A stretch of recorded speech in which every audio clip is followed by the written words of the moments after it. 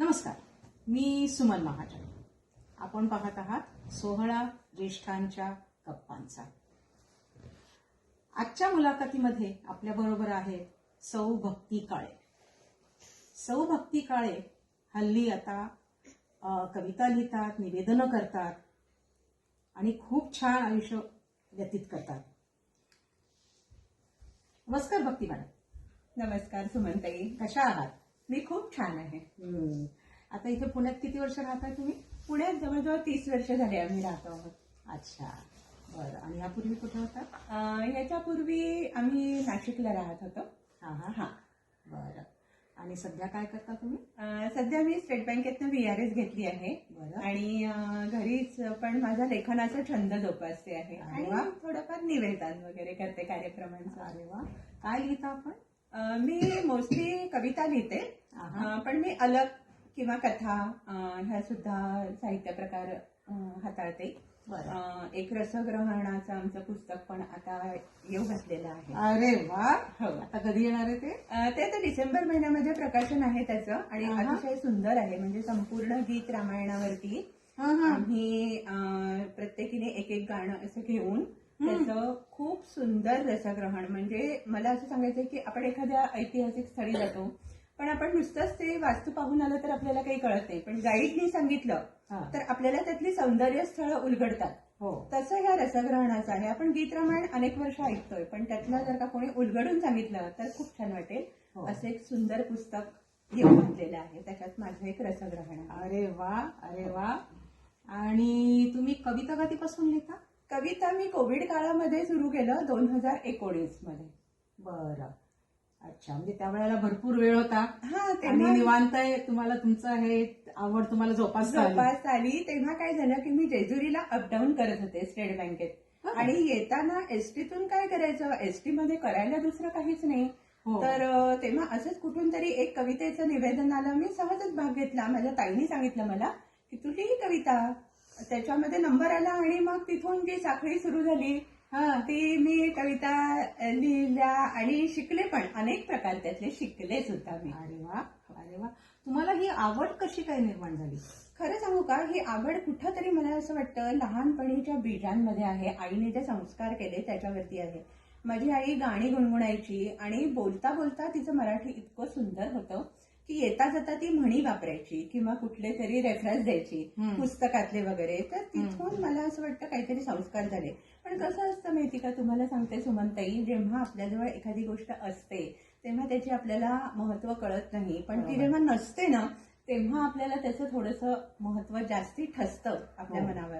तर तसं मला असं वाटतं की आता मला थोडंसं आईबद्दल मी थोडे 4 ओळी बोलू का? नक्की नक्की. मी तुम्हाला आता तेच सांगणार होते की तुम्ही लिहिलेल्या एखादी कविता 4 ओळी म्हणून दाखवाल का? हो, याच संदर्भात आहे की त्याग तुझा तो अमुच्यासाठी कळला नाही तू असताना. त्याग तुझा तो अमुच्यासाठी, आईसाठी आहे ही. त्याग तुझा तो अमुच्यासाठी कळला नाही तू असताना. तुझी आठवण येते आई, शून्य राहिले ग तू नसताना. सुंदर, खूपच छान, खूपच छान. अशा तुम्ही किती कविता लिहिल्या? मी जवळपास 250च्या आसपास कविता लिहिल्या असतील. आणि त्याच्यासाठी मला 200च्या वर सन्मानपत्र आतापर्यंत मिळालेली आहे. अरे वा, मग तुम्ही तुमचा एक संग्रह केला असेल ना, कवितांचा संग्रह? कविता संग्रह असा मी अजून छापला नाहीये. मला सगळ्यांनी खूप आग्रह केलाय, पण मी कविता असं पाठवत असते बऱ्याच ठिकाणी. दिवाळी अंकातून किंवा अनेक मॅगझिन्स मधून, वृत्तपत्रातून अशा माझ्या छापून आलेल्या आहेत कविता. बर. आणि तुमचं बालपण कुठचं? बालपण माझं खरं सांगू मज्जाच आहे ती बालपणाची. पण अनेक गावी गेलं कारण माझ्या वडिलांची सारखी ट्रान्सफर व्हायची. अच्छा. तर दरवर्षी वडील माझे पोलीस इन्स्पेक्टर होते. बर. त्यामुळे अनेक गावं आम्ही फिरलो. त्यामुळे बालपण असं एका गावी असं नाही, अनेक गावी गेलं आणि खूप धमाल बालपण होतं. मज्जा असायची. त्याच्यातलं काही मजा सांगाल का? त्याची एक आठवण मला आता तेच म्हणणार होते तुम्हाला की इतकी गोड आठवण एक मला आली आहे की काय झालं की एका गावावरून दुसरीकडे बदली झाली वडिलांची आणि आम्ही गेलो दुसऱ्या गावी. आणि तेव्हा काही फोन नव्हते, काहीच नव्हतं, संपर्काचं काहीच साधन नव्हतं. आम्ही आलो, नवीन गावी आलो वगैरे. आणि काहीतरी एखादी वस्तू राहिली म्हणून वडील त्या जुन्या गावी जुन्या घरी परत गेले. हा तर तिथं इतकी मजा की माझ्या त्यावेळेच्या मैत्रिणी म्हणजे एक असेल काहीतरी 4वी-5वीत असेल मी तेव्हा, त्या मैत्रिणींनी दारावरती खडूनी असं निबंधच लिहून ठेवला होता. अरे बापरे. हा, माझं माहेरचं नाव सुनीता, तर त्यांनी लिहून ठेवलं होतं की सुनीता, आम्हाला तुझी खूप आठवण येते, तू का सोडून गेलीस, तू हा. परत कधी येणार हा, आहे, किती गोड. असं सगळं लिहून गोड. ठेवलं होतं. म्हणजे किती निरागस हो, बालपण असतं. अगदी अगदी अगदी बरोबर. खरंच आहे, खूप खरंच छान आहे. आठवण आहे ती. बरं बरं खूप बरं. सुंदर. असंच एखादी आणखी वेगळी आठवण सांगा ना. हो, अशी अजून एक आठवण मी सांगू शकते. ती पण अशी मजेचीच आठवण आहे. म्हणजे लहानपणी आपण किती निरागस असतो हो, अशी आहे. तर तेव्हा 7वीत असताना मी वर्ध्याला होते, न्यू इंग्लिश स्कूलला. बरं. आणि तेव्हा एक खूप मोठी वाचन स्पर्धा झाली होती, राज्यस्तरीय वाचन स्पर्धा. आणि एका सरांनी मला सांगितलं की तू घे याच्यामध्ये भाग, तुला आहे वाचायची आवड वगैरे, तर घे. ती पुस्तकं वाचून त्याच्यात लिखित स्वरूपात होती. हा. आणि त्याच्यात माझा काय योगायोगाने म्हणा राज्यस्तरीय पहिला नंबर आला होता. अरे वा. ते बक्षीस त्यांनी म्हणजे बक्षीस अजून आलं नव्हतं, पण नंबर आलाय हे डिक्लेअर झालं होतं. आणि तेवढ्यात काय झालं की तेवढ्यात माझ्या वडिलांची ट्रान्सफर झाली साताऱ्याला. बरं. म्हणून आम्ही आलो निघून साताऱ्याला. हा. आणि तोपर्यंत शाळा सुरू झालेला नव्हता. साताऱ्याला आल्यानंतर माझं लक्ष सगळं त्या बक्षिसामध्ये.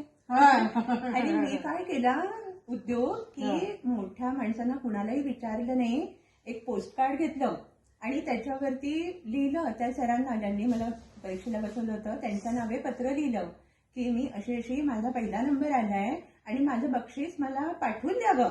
आणि काही नाही, फक्त न्यू इंग्लिश स्कूल वर्धा या पत्त्यावरती पत्र दिलं पाठवून. आणि गंमत सांगायची म्हणजे घरी कुणालाच हे माहिती नाही. 15 दिवसांनी माझ्या नावाने पार्सल आल्यावरती सगळ्यांना आश्चर्य वाटलं की हिच्या नावाने काय पार्सल आलं. म्हणून बघितलं तर त्यात बक्षिसाची 7 पुस्तकं. अरे बापरे. तेव्हा सगळ्यांना कळलं की मी हा उद्योग केला. आणि त्यानंतर सगळे इतके हसले मला की अगं त्याच्यासाठी पोस्टेज लागतं, ते आपण पाठवायचं असतं, पण हे व्यवहार ज्ञान कुठलं तेव्हा. नाही, पण तो तुमचा हक्क होता ना. हो, त्यामुळे तुम्हाला ते मिळायलाच पाहिजे होतं. आणि जबाबदारी शाळेची होती. हो, शाळेची होती. पण तरी सुद्धा एका मुलीने असं साधं पोस्ट कार्ड लिहिलंय, त्याला एवढं महत्व देऊन. म्हणजे तेव्हाचे गुरुजन सुद्धा किती म्हणजे किती हृदय आणि ते जाणवलं असणार ना की अन्याय होतोय. हो, शिक्षक आपल्या विद्यार्थ्यांप्रती किती त्यांना प्रेम असतं. अगदी अगदी जाणवतं. प्रश्नच नाही. खूप छान ही आठवण होती. अगदी अगदी. होय. अजून काही वेगळं असं सांगण्यासारखं आहे का? वेगळं म्हणजे आणखी थोडं मोठ्यापणीतलं एक सांगते की तुम्ही आता विचारलं ना मला की निवेदन वगैरे करता किंवा हे कवितांचं कुठून आलं, तसं निवेदन जे मी करते तर ते कुठून आलं ते मी तुम्हाला सांगते. की माझी मुलगी कथक शिकत होती, लहान होती, 5-6 वर्षांची. तर त्यांच्या क्लासचा मोठा प्रोग्राम होता कथकचा. बरं. खूप मोठा प्रोग्राम होता. बरं. जवळजवळ 150 मुली तिथं परफॉर्म करणार होत्या. बरं. आणि तिच्या कथकच्या ताईने सांगितलं मला की काही नाही, या प्रोग्रामचं निवेदन तुम्ही करायचं. आता मी त्यांना म्हटलं मला क्लासिकल डान्स मधलं काही माहिती नाही, मी निवेदन कधी केलेलं नाहीये. पण त्यांनी माझं काही ऐकलं नाही. त्या म्हणाल्या की तुम्हीच छान करू शकता. आणि तो हार त्यांनी माझ्या गळ्यात घातला निवेदनाचा. आता स्वभाव असा होता की एखादी गोष्ट घेतली की ती करायची, तडीच लावायची. आणि त्याप्रमाणे मी माझ्या परीने 100% देऊन ते निवेदन अगदी छान केलं, म्हणजे व्यवस्थित अगदी. तर ते इतकं सुंदर झालं निवेदन की तिथल्या तिथे 3 क्लासच्या ज्या संचालिका आल्या होत्या त्यांनी मला तिथल्या तिथे निमंत्रण दिलं की आमच्या प्रोग्रामचं निवेदन तुम्हीच करायचं. मस्त. खूपच छान. पण हे जे तुम्ही सांगितलं ते तुमच्या मोठेपणीच्या गोष्टी. हो, ह्या अगोदरच्या काही सांगू शकाल? हो, अगोदर तुम्ही लहान असतानाच्या किंवा तुम्ही कायम एकत्रच राहिलात का? आई वडील किंवा भावंड? नाही.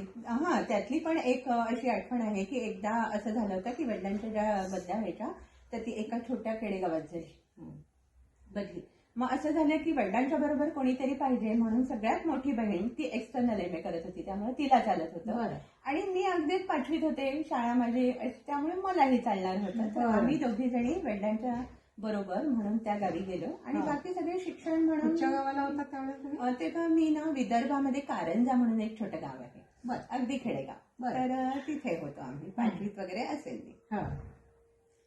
तर तिथे काय व्हायचं की मोठीच्या मोठी क्वार्टर होती, म्हणजे 7 खोल्यांचा मोठाच्या मोठा बंगला होता तो. बरं. आणि आणि राहणारी किती माणसं? 3च माणसं, वडील. आणि वडील सुद्धा बऱ्याच वेळेला नसायचे, कारण त्यांचा जॉब असा होता की 24 तासाचा जॉब. रात्री ते कधी कधी बऱ्याच वेळेला नसायचे, म्हणजे ड्युटीमुळे. आणि मी आणि माझी मोठी बहीण दोघीच असायचो एवढ्या मोठ्या बंगल्यामध्ये. आणि गंमत म्हणजे काय व्हायचं की आजूबाजूच्या बायका यायच्या आणि त्या आम्हाला भूताच्या गोष्टी सांगायच्या. अरे बापरे.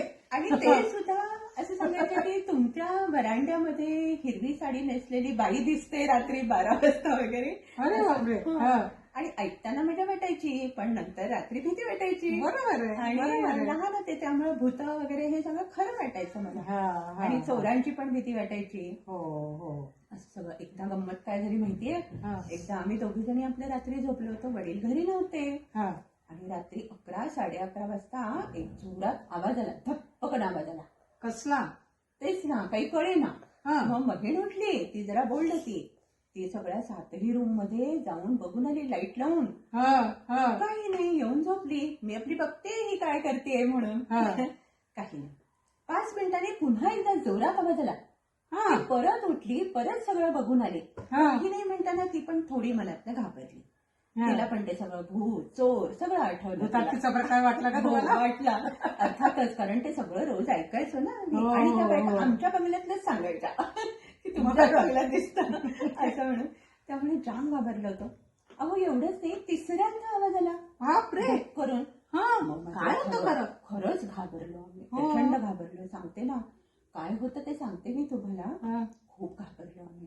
आणि दोघी जणी तोंडावरून पांघरून घेऊन कसं तरी राम राम राम राम रात्रभर पहाट होईपर्यंत रामाचं नाव घेत अक्षरशः. बरं. आता काय आहे आपल्याला माहिती नाही, कुठल्या खोलीत आहे काय.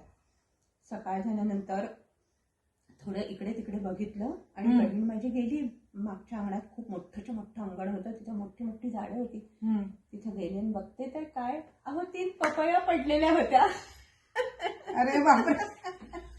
आणि त्याच्यासाठी तुम्ही रात्रभर जागून काढली. राम राम म्हणत.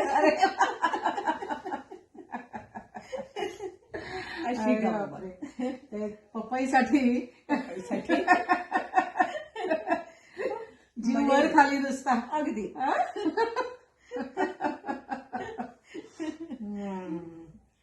आणि नंतर तुम्ही शिक्षण कधी पूर्ण झालं तुमचं? माझं शिक्षण मी BSc झाले. आणि मग नोकरी कधीपासून करायला लागली? नोकरी मी 1993 पासून सुरू केली. अच्छा अच्छा. हो. ती कुठे केली? मी पहिल्यांदा लागले ती छोट्या गावी लागले. SBI ला करत होते. त्याच्या आधी मी कम्प्युटरच्या फील्डमध्ये बऱ्याच केल्या नोकऱ्या. पण मेन मी जे SBI ला लागले ते छोट्या गावी लागले. तिथली एक गंमत सांगते बरं का तुम्हाला, की नवीन नोकरी लागल्यानंतर आपल्याला एवढा काही जगाचा अनुभव नसतो, काही माहिती नसतं. बरोबर. तर ते छोटं गाव होतं, अगदी खेडेगाव. आणि तिथे ना पुढारी लोकांचा खूप होल्ड होता. आता हे काहीच मला माहिती नाही. स्टेट बँकेचा नियम काय आहे की कस्टमरने काउंटरच्या समोरून यायचं, कोणी आतून यायचं नाही असं होतं. तर एकदा काय झालं, एक व्यक्ती माझ्या मागून आले, माझ्या मागून काउंटरच्या समोरून नाही, आणि कुठला तरी फॉर्म मागितला. तर मी त्यांना व्यवस्थित सांगितलं, पण तरी ठामपणे सांगितलं की सर तुम्ही मागून येऊ नका, समोरून या माझ्या, मी तुम्हाला फॉर्म देते. ते शांतपणे काउंटरच्या समोर आले आणि त्यांनी फॉर्म वगैरे माझ्याकडून घेतला आणि गेले निघून. ते गेल्यानंतर मला सिनियर लोकांनी सांगितलं की मॅडम ते इथले सर्वात मोठे पुढारी आहेत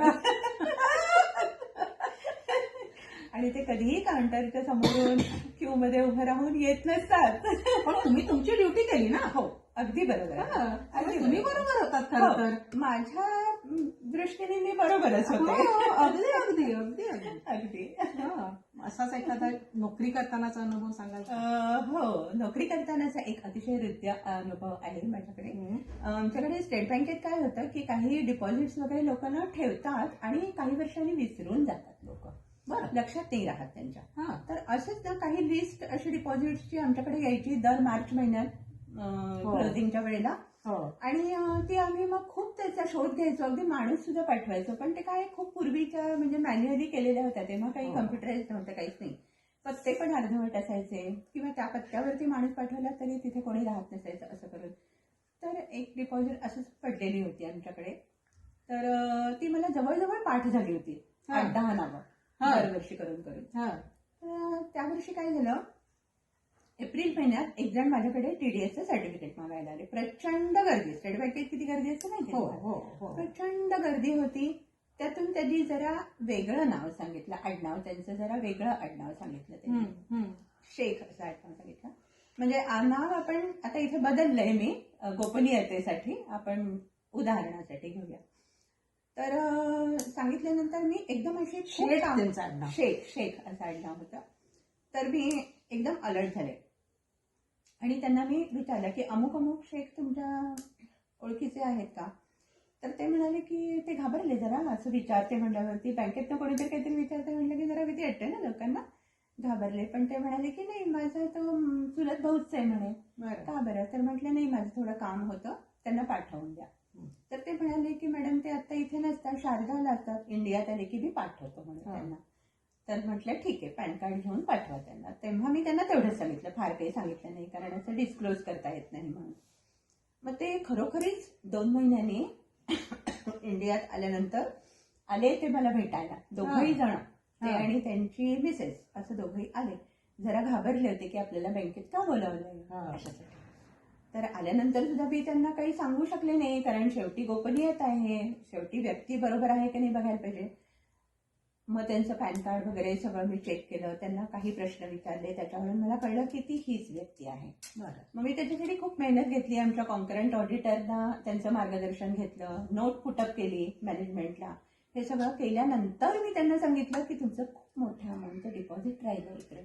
तर हो सुमनताई, त्यांना असं सांगितल्यानंतर त्यांच्या डोळ्यातून गळागळा अश्रू व्हायला लागले. बापरे. ते म्हणाले मॅडम मी पूर्ण विसरून गेलो होतो आणि असं काहीतरी मला अचानक कोणीतरी सांगेल हे मी कधी कल्पना सुद्धा केली नाही. म्हणाले त्यांना लॉटरी लागल्यासारखं वाटलं. लॉटरी लागल्यासारखं वाटलं. म्हणजे ते म्हणाले की काही वेळेला आपलेच पैसे असून आपल्याला झगडावं लागतं मिळवण्यासाठी, इथं तुम्ही स्वतःहून मला दिले बोलावून. याचं त्यांना आणखीन काही छान कौतुक वाटलं, त्यांना खूप कौतुक वाटलं त्यांना. असंच एखादं काही वेगळं असं आठवतंय का? वेगळं म्हणजे आता एकदम वेगळ्या फील्ड मधलं सांगते मी तुम्हाला. हे झालं बँकेतलं माझं, किंवा बँकेतला अजून एक पण अनुभव मी तुम्हाला शेअर करू शकते. की एकदा काय झालं की मी एरंडवाडा ब्रांचला होते. तर तिथे पुण्यातल्या एरंडवाडा ब्रांचला स्टेट बँकेत, आणि तिथे कसे सगळे हाय प्रोफाईल कस्टमर आहेत एकदम. आणि तेव्हा मी नेट बँकिंगच्या काउंटरला होते. तेव्हा नेट बँकिंग हा प्रकार बँकेत अगदी नवीन होता, फारसा कोणाला माहित नव्हतं. त्यामुळं त्याची आम्ही खूप काळजी घ्यायचो, कारण आयडी पासवर्ड कोणाला द्यायचे नेट बँकिंगचे म्हणजे त्याच्या हातात तुम्ही त्या अकाउंटची किल्ली दिल्यासारखंच आहे. त्यामुळे व्यक्ती अगदी तावून सुलाखून तीच व्यक्ती आहे का हे बघून, आणि खूप नियम असे कडक होते तेव्हा. एकदा असं खूप मोठ्या संस्थेचं, मोठ्या मोठ्या संस्थांची अकाउंट होती आमच्याकडे, आणि त्याचं नेट बँकिंगचं घ्यायला ते आले एक जण माझ्याकडे. तर मी त्यांना विचारलं की ह्या अकाउंटचे ऍडमिन तुम्ही स्वतः आहात का? ते म्हणाले नाही मॅडम मी नाहीये. तर मी त्यांना नियमाप्रमाणे सांगितलं की म्हटलं नाही, मग ऍडमिनना पाठवा, कारण हा पासवर्ड मी तुमच्याकडे नाही देऊ शकत, तुम्ही प्लीज तुमच्या ऍडमिनला पाठवा. ती व्यक्ती काहीही न बोलता शांतपणे ओके म्हणून गेले. दुसऱ्या दिवशी त्या अकाउंटचे ऍडमिन आले. सुमनताई, त्या अकाउंटचे ऍडमिन कोण होते माहितीये तुम्हाला? अहो, आपल्या पुण्यातल्या सायन्स अकॅडमीचे सिनियर सायंटिस्ट. अरे बापरे. ते स्वतः आले. नाव काय? आणि ते भास्करन म्हणून होते. बरं. आणि ते स्वतः रांगेत उभे राहिले. त्यांचा नंबर आल्यावरती त्यांनी मला सांगितलं की काल तुम्ही म्हणालात ना, तर त्याचे मी ऍडमिन, असं त्यांनी सांगितलं मला. त्यांना बघितल्यावरती मी ताडकन उठून उभी राहिले, कारण एवढा मोठा माणूस त्यांचा मान असतो तो, किती मोठा माणूस. आणि मी त्यांना म्हटलं की म्हणलं सर सॉरी मी तुम्हाला स्वतःला बोलवायला सांगितलं. तर मोठी माणसं किती हंबल असतात सुमनताई. मी त्यांच्यासमोर त्यांच्या मुलीसारखे होते, अकॅडमीचे ते मुख्य होते, म्हणजे त्या अकाउंटचे ते स्वतः बघणार होते. बरं. तर ते म्हणाले की बेटा तू तुझं काम अगदी बरोबर केलंयस म्हणाले. ही जी शाबासकीची थाप मिळाली मला ना, ती इतकी मोठी आहे. आणि ती पण मी ते तेव्हा केलं हे योग्यच होतं तसं म्हणायला गेलं तर, कारण त्या संस्थेचे चेअरमन प्रणव मुखर्जी होते. बर. एवढी मोठी संस्था होती. हो. त्यामुळे त्या काय सायन्स संस्थेचं अकॅडमीचं नाव? त्या अकॅडमीचं नाव मेट्रो पुणे असं होतं. बर. असं होतं. बरंच मोठं नाव होतं त्या बर संस्थेचं नाव. बर बर हा. बर. खूपच छान सुंदर हो. आठवणी आहेत तुमच्या अगदी. हो, हो. म्हणजे मुद्दाम ऐकत बसाव्या अगदी. हं? आणि न संपणाऱ्या असणार हो. बहुतेक. आपलं आयुष्य हे असंच रंगीबेरंगी अनुभवांनी समृद्ध अगदी, अगदी. असतं. प्रश्नच नाही, प्रश्नच नाही. अगदी अगदी. आणि खूपच छान बोलता तुम्ही. धन्यवाद. तुम्ही बोलता करताय मला इतकं छान. आपण हीच तर मजा करायची हो, ना आता. खरंच आहे. हं? हो आपल्या ना. जुन्या अगदी आठवणी बरोबर. हीच तर आपली पुंजी आहे. अगदी अगदी खरंच आहे. अगदी अगदी हो. अगदी बरोबर आहे. खरंच. सौ काळे यांच्या गप्पा अगदी मुद्दाम ऐकण्यासारख्या आहेत. पण आता वेळ संपत आली आहे. वेळेच्या अभावी आपल्याला आता इकडे थांबावं लागणार. जरूर पहा सौ काळे यांची मुलाखत आणि 16 ज्येष्ठांच्या गप्पांचा हे चॅनल पण पहा. जायच्या अगोदर तुम्हाला 16 ज्येष्ठांच्या गप्पांकडून एक छोटीशी आठवण हे द्या तुम्हाला. धन्यवाद सुमन. आणि केअर फाउंडेशन तर्फे तुम्हाला हे एक रोप हे लावा तुम्ही. छान अरे वा. फळं येतील त्याला. हे केअर फाउंडेशन आहे मयूर यांचं. हे एन्व्हायरमेंट वरती बरंच काम करतात. त्यांना खूप आवड आहे एन्व्हायरमेंटची. अच्छा. खूप सुंदर आहे. माझ्या छोट्याशा बागेमध्ये हे नक्कीच शोभेल. छान. या चॅनलवर तुम्हाला वेगवेगळ्या लोकांच्या वेगवेगळ्या मुलाखती ऐकायला मिळतील. त्यात आतापर्यंत झालेल्या काही मुलाखती आहेत त्या बघा. उदाहरणार्थ सौ लक्ष्मी वाजे किंवा सौ संध्या जोशी अशा लोकांच्या मुलाखती खूप छान आहेत. त्याशिवाय ह्या पुढे होणाऱ्या मुलाखती देखील बघा. खूप छान असणाऱ्या आठवणी. तुम्हालाही मजा येईल. तुमच्यापैकी कोणाची जर का मुलाखत करायची असेल तर मला कॉन्टॅक्ट करा. तुमचीही मुलाखत केली जाईल. जरूर पहा. पूर्णपणे पहा. सबस्क्राईब करा, लाईक करा, शेअर करा आणि तुमचे कमेंट आवर्जून चॅनलवर लिहा. सध्यापुरतं धन्यवाद. लवकरच भेटूया माझ्या नवीन मुलाखतीबरोबर. धन्यवाद. धन्यवाद.